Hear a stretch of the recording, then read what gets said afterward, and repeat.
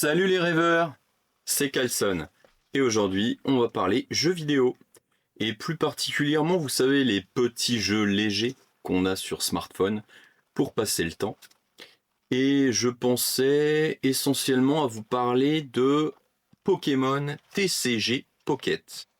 Alors c'est un petit jeu qui est basé sur de la collection de cartes Pokémon. Vous pouvez avoir 2 paquets par jour, donc ça peut être assez rapide si vous vous contentez de ça. Même avec le service minimum, vous allez ouvrir le jeu, ouvrir vos paquets, récupérer les cartes, et au fur et à mesure, vous vous intéresserez peut-être au reste.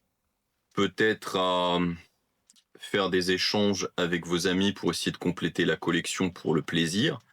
Ou alors, tout simplement, vous intéresser au combat entre joueurs qui sont plutôt bien faits. Il y a des niveaux, des rangs et puis également la possibilité, si vous adorez de faire des combats avec vos cartes, de pouvoir progresser, d'avoir des récompenses pour toujours plus de cartes.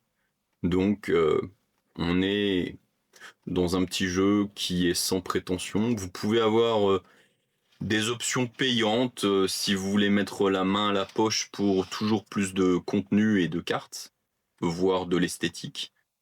Mais si vous en restez à la méthode non payante, de toute façon vous ne serez pas déçu. Donc voilà, je tenais à vous en parler un petit peu brièvement et en profiter pour vous montrer justement le genre d'illustration qu'on peut trouver à l'intérieur de ce jeu. Et notamment le fait de récupérer des cartes animation qui, une fois qu'on les touche, vous permettent d'avoir une vidéo assez sympa. Du coup, eh bien, c'est parti. Le contour des volis avec des gros traits noirs, c'est assez sympa en fait. Il y a un côté old school.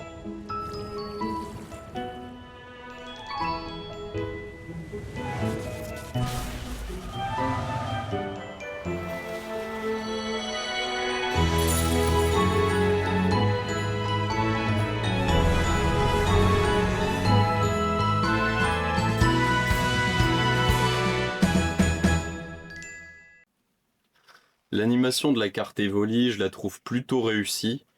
On essaye d'unir toutes les évolutions pour le Pokémon et de les centrer sur un îlot.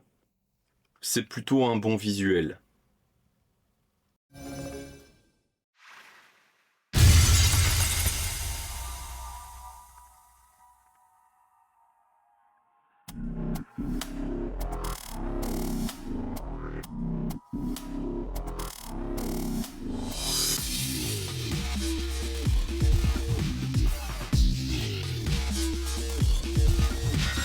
Très cinématique, futuriste, SF, la classe.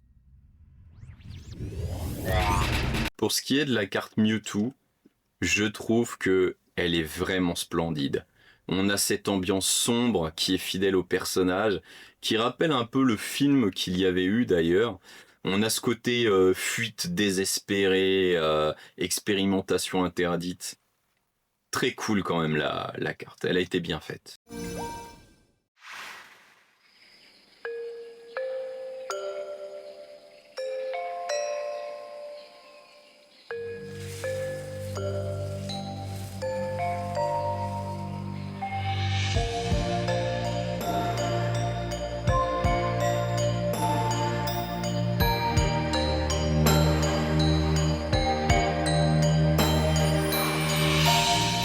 Le jardin zen à la japonaise.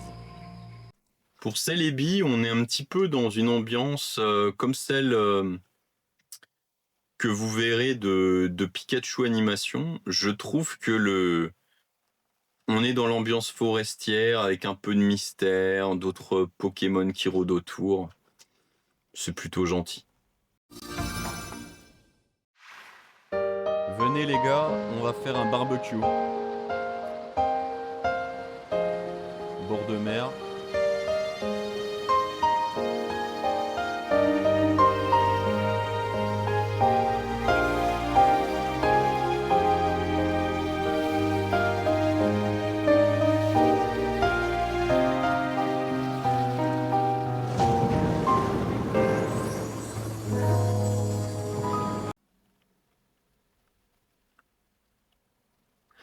Pour l'animation de Lily, je trouve que il y a une ambiance qui se dégage vraiment d'amitié entre les personnages et leurs Pokémon.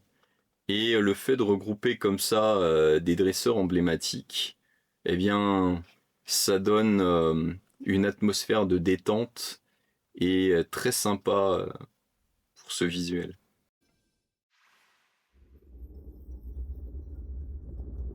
Bon, là, c'est grosse ambiance Picasso Pokémon, hein. On te met des trucs qu'on comprend pas. On sait pas ce que c'est, mais c'est pas grave.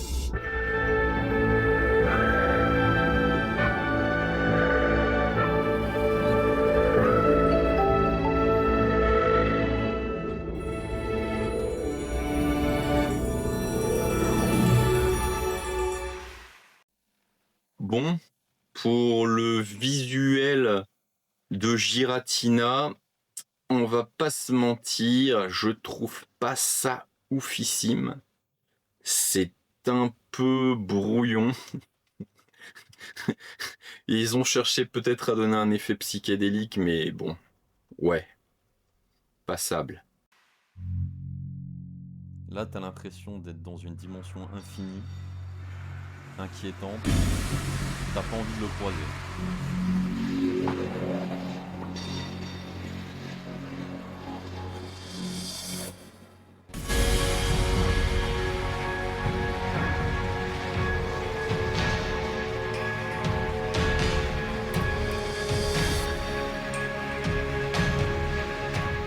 Pour la carte de Palkia, je trouve qu'il y a un côté traversé entre les mondes avec ces escaliers infinis qui est plutôt mystérieuse, inquiétante, qui rappelle un petit peu des jeux d'horreur. Et du coup, je me dis, pourquoi pas? C'est pas mal.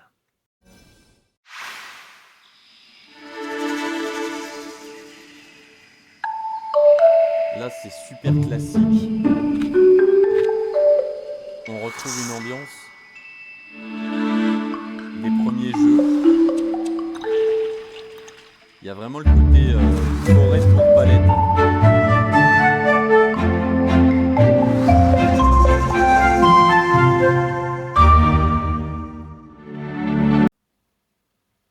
Pour ce qui est de la carte Pikachu, je trouve que c'est plutôt assez classique et intéressant. On voit les personnages qu'on a pu aimer si certains ont connu la vieille série par exemple de Pokémon avec le fameux Sacha qui essayait de récupérer un Chenipan ou un Roucoule. On trouve une ambiance assez sympa qui fera penser à ça certainement aux plus vieux connaisseurs des tout premiers jeux Pokémon. Vous avez eu un visuel de tout cela et je voulais en profiter pour vous dire que Pokémon c'est tout un tas de personnages et aussi un univers très installé. Là-dessus, on peut pas dire le contraire depuis le temps que ça existe. Mais évidemment, rien ne vous empêche de vous en inspirer pour créer votre jeu de rôle et pour essayer de passer des aventures avec si ça vous intéresse. Je voulais en profiter pour vous donner justement quelques pistes éventuelles à propos d'un jeu de rôle. Rien ne vous empêche de partir sur une ambiance différente si vous trouvez que l'ambiance est un peu trop lisse. Qu'est-ce qui vous empêche d'être dans un jeu de rôle Pokémon mais un peu plus brutal? On va le dire comme ça. Les personnages, par exemple, des joueurs pourraient incarner des genres de gamins des rues, petits voleurs, etc., voire recrutés par la Team Rocket, ou vous pourriez vous inspirer de ça et d'être en mode qu'ils n'ont pas eu de chance dans la vie, qu'il leur arrivait pas mal de malheurs. Du coup, ils ont rejoint la Team Rocket pour faire des coups, pour essayer de gagner leur vie. des braquages, des choses un peu sinistres, et puis ramasser de l'argent quoi pour changer de vie.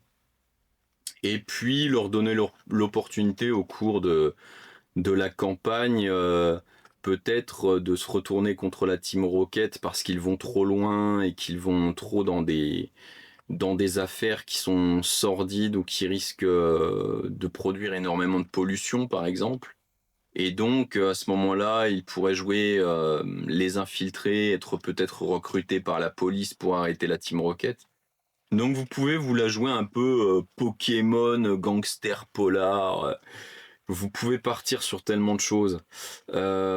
Si ça vous plaît pas, rien de vous rien ne vous empêche de rester sur l'ambiance classique. Mais sinon, vous pourriez aussi inventer des variantes qui sont intéressantes, comme par exemple l'équipée scientifique. Pourquoi pas en mode recherche de Pokémon légendaires avec des pistes et puis des, des énigmes à résoudre, des visites de ruines antiques, et puis toujours l'impression de s'approcher d'un Pokémon mythique, mais sans toutefois le voir. Et du coup, on pourrait se rapprocher d'une ambiance un peu Indiana Jones et Pokémon. Pourquoi pas. Et il y aurait peut-être aussi d'autres choses à faire. Mais je pense que déjà, si vous partez dans une direction ou une autre, ça peut être déjà pas mal. Il me reste à vous dire arrivederci et n'oubliez pas, l'imagination n'a aucune limite.